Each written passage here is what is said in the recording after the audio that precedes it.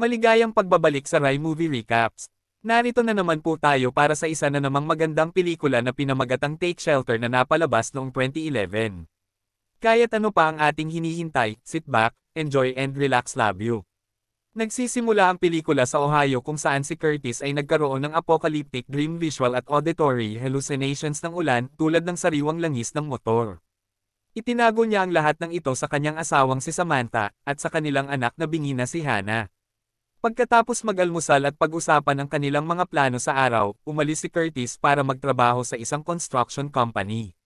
Dahil sa malakas na ulan, ang trabaho ni Curtis ay kulang at bumisita siya sa isang bar kasama ang kanyang mga kaibigan. Matapos ihatid ang kanyang kaibigang si Duarte sa pag-uwi ng hiting gabi, nag-uusap sila sa loob ng kotse tungkol sa magandang buhay ni Curtis. Ang mga bagay ay hindi kasing ganda ng palagi nilang nakikita. Sumagot siya bago ang Duarte. Dumating si Mrs. para sunduin siya. Si Curtis ay nakakauwi ng mga pagsusuri sa kanyang anak na babae. Niyakap siya ni Samantha mula sa likuran at sinabing hindi pa rin nakikipaglaro si Hannah sa ibang mga bata, at nag-aalala siya sa kanya at hiniling din kay Curtis na linisin ang tambak ng basura sa likod. Pinupulot ni Curtis ang tambak ng basura. Isang napakalaking bagyo ang paparating. Tumama ang kidlat sa lupa at tumatahol ang aso na parang may rabies. Inatake ng aso si Curtis at nagising siya. Isa pa iyon sa mga pangarap niya. Umupo siya sa mesa at nag-aalala tungkol sa kanilang aso. Gaya sa panaginip niya sa trabaho, nakatingin pa rin si Curtis sa kanyang kamay, nababalisa sa kanyang paningin, hindi pinapansin ang ibinibigay sa kanya ng mga nakatataas. Bago magpatuloy sa trabaho, bumisita si Curtis sa isang tindahan para bumili ng doghouse at bakod para sa kanilang aso. Habang nagpapatuloy sila sa trabaho, nakita ni Curtis ang isang kayeg ng blackbird. Nagsisimula siyang maramdaman na maaaring ito ay isang palatandaan sa bahay. Nakalimutan ni Curtis ang kanilang pagbisita sa bingi na paaralan ni Hannah para makasama siya. Bahagyang nadismaya si Samantha. Ang lahat ng apocalyptic na pangarap ni Curtis ay palaging nagsisimula sa malakas na ulan na may sangkap na langis. Ang isang ito ay walang pagbubukod sa pagmamaneho niya kay Hannah, walang visibility sa kalsada. Nabangga siya at may guni-guni na may kumukuha sa kanyang anak na babae at sinasakal siya, dahilan para magising siyang hingal na hingal. Papunta sina Samantha at Hannah sa sales booth nila. Habang nananatili si Curtis sa bahay dahil mukhang may sakit siya, itinayo ni Curtis ang kanyang dog fence doghouse at humingi ng paumanhin sa kanya. Ganun lang dapat sa ngayon. Nakahanap siya ng susi ng shelter at tinitingnan ang kondisyon nito sa sales booth. Naiinis si Samantha sa isang customer na minamaliit ang presyo ng kanyang produkto, ngunit ginagawa pa rin ang presyo ng pagbebenta para sa mga customer, ibig sabihin, issue para sa kanila ang pera. Tinanong ni Samantha si Curtis kung bakit niya inilagay ang kanyang aso sa labas. Siya ay palaging isang panloob na aso, nang hindi nagbibigay ng maraming paliwanag. Ang sabi niya ay aso niya iyon at lalabasan siya. Ilang sandali pa, binabangungot na naman si Curtis. Umuulan at ang kanyang anak na babae ay nakatingin sa labas ng bintana. Habang papalapit si Curtis, may nakatayong lalaki. Tinatakot siya nito. Nagsisimulang yumanig ang lupa, nawala ng kuryente. Ang lalaki mula sa labas ay sinusubukang sirain ang buong webels na lumutang na parang ang bahay ay nahuhulog. Si Curtis ay mukhang nasa sobrang sakit. Nagising siya at napagtantong kasal na siya sa kama. Pumasok ang kanyang asawa, nag-aalala pa rin na masama ang pakiramdam niya. Nagtatanong kung dapat ba niyang kanselahin ang hapunan ngayon. Okay lang daw, sabi ni Curtis. Magiging maayos siya. Pagkatapos maglinis ng mga bedsheet, dinala niya ang kanyang anak sa library at kumuha ng libro tungkol sa sakit sa isip. Habang pauwi, bumisita si Curtis sa isang tindahan at nag-imbak ng mga delatang probisyon sa bahay. Kasama ni Samantha ang mga bisita sa hapag. Pagdating niya, pinagalitan siya nito dahil sa pagiging late. Dismayado si Curtis. Sinabi niya sa lahat ng nasa mesa na maglilinis siya ng silungan. Sa umaga, nakakita siya ng doktor na hinihingi niya ng gamot para sa pagtulog. Dahil 4 na gabi siyang hindi mapakali, sinabi ng doktor na masyado pang maaga para maghusga. Matapos ipaliwanag ang kanyang sitwasyon, binigyan niya siya ng race 8 at numero para sa isang psychiatrist sa Columbus. Si Curtis ay umiinom ng mga pampatulog at mukhang gumawa ito ng kababalaghan. Sa wakas, isang mahinahon na pagtulog sa gabi sa mesa. Itinuro pa ng kanyang asawa na mas maganda siya sa kanyang trabaho. Natakot si Curtis sa tunog ng kulog, ngunit walang naririnig si Duarte at malinaw ang kalangitan. Nagsimula siyang magkaroon ng panic attack kahit na nagsusuka, kaya tinanggal niya ang kanyang trabaho. Ang pagkabalisa ni Curtis ay umiikot kaya nagpasya siyang ihatid ito sa pagtatayo ng isang silungan. Bumili siya ng lalagyan at kalaunan ay binisita ang kanyang ina, si Sarah, na may paranoid schizophrenia. Lumitaw ito sa kanya na halos kasing edad ni Curtis ngayon.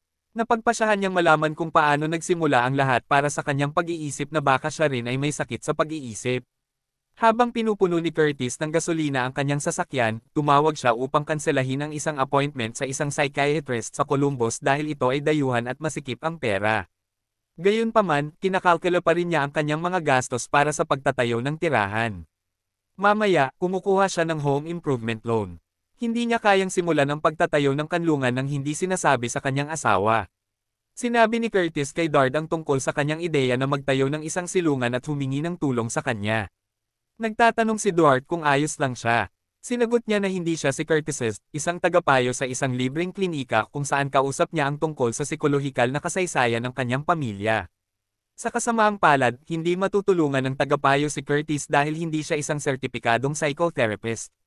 Nahihirapan si Curtis na makilala ang kanyang mga guni-guni mula sa katotohanan sa kanyang asawa at anak na babae. Sa backseat, tanong niya, may nakakakita ba nitong kidlat na tumatama sa lupa? Lumalabag si Curtis sa mga panuntunan sa trabaho sa pamamagitan ng paghiram ng kagamitan mula sa kanyang trabaho, at tinutulungan siya ng kanyang kaibigan na si Art sa pagtatayo ng shelter. Umuwi si Samantha mula sa boot sale at bahagyang nadismaya kay Curtis dahil sa hindi pagbanggit ng shelter construction o home improvement loan. Ayaw pa rin niyang ipaliwanag sa kanya ang kanyang mga bangungot. Tumawag si Samantha ng ambulansya pagkatapos uminom si Curtis ng higit sa iniresetang doses ng pampakalma at magkaroon ng seizure.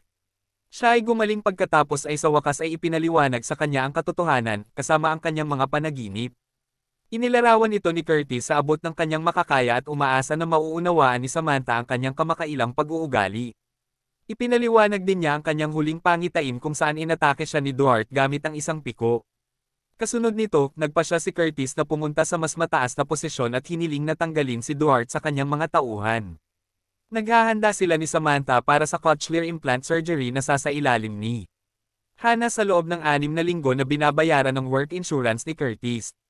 Dumating ang kapatid ni Curtis para bisitahin si Kale. Ibinibigay niya sa kanya ang kanyang aso. Sa isa pang panaginip, si Curtis ay nakarinig ng kulog at ang kanyang asawa ay nakatayo na basang-basa sa kusina, nakatitig sa kanya ng walang salita, at sa likod ng kanyang isang kutsilyo. Siya ay nagiging natatakot sa kanyang asawa. Ang pagkakaroon ng kaalaman sa mga hiniram na kagamitan sa trabaho. Sinibak siya ng amo ni Curtis at binigyan lamang siya ng 2 linggong halaga ng mga benepisyo sa segurong medikal. Sinampal siya ni Samantha at umalis kasama ang kanilang anak. Matapos matuklasan na ang kanyang tagapayo sa libreng klinika ay biglang lumipat at napalitan ng bago, siya ay nag-walk out. Nananatili ang mga tensyon sa pagitan ni Curtis at Samantha dahil sa pagkawala ng kanyang trabaho. Sa isang napakahalagang oras para sa kanilang pamilya. Nag-aalala si Curtis na baka iwan siya ni Samantha, kaya pumayag si Curtis na magpatingin sa isang aktwal na psychiatrist, at hiniling ni Samantha na dumalo sila sa isang social function para maibalik niya ang pakiramdam ng normal sa kanilang strain. Lalong naghihiwalay ang buhay gamit ang perang iniipon nila para sa beach trip. Habang dumidalo sa kantina ng komunidad ng Lions Club, isang mapait na Duarte ang humarap kay Curtis dahil sa pagtanggal sa kanya. Pagkatapos ng lahat ng pinagdaanan nila, na-provoke si Duarte at sinuntok siya. Galit na galit, ibinagsak ni Curtis si Duarte sa sahig, binaligtad ang isang mesa, at nagpakawala ng nakakatakot na pananalita.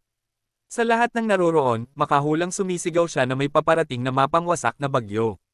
Iginigiit na wala sa kanila ang handa, inilalagay niya ang buong kapitbahayan laban sa kanila.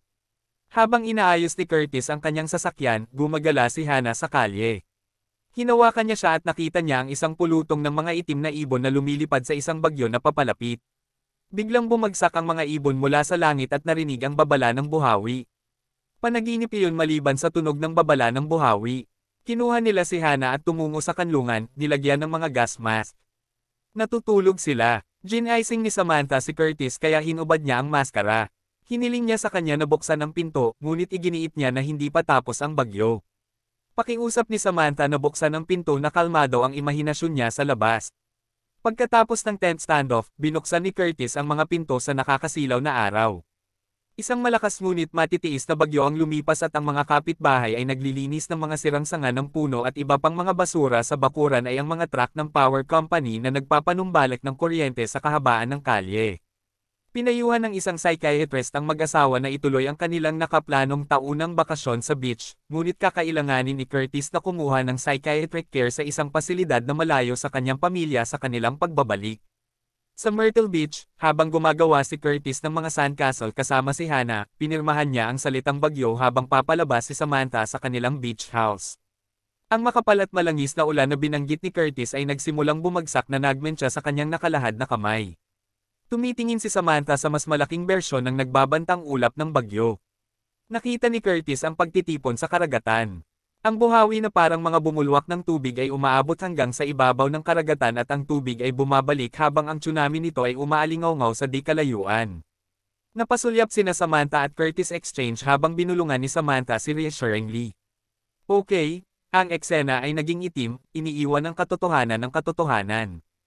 At dito na nga nagtatapos ang pelikula natin para sa araw na ito. Maraming salamat sa panunood.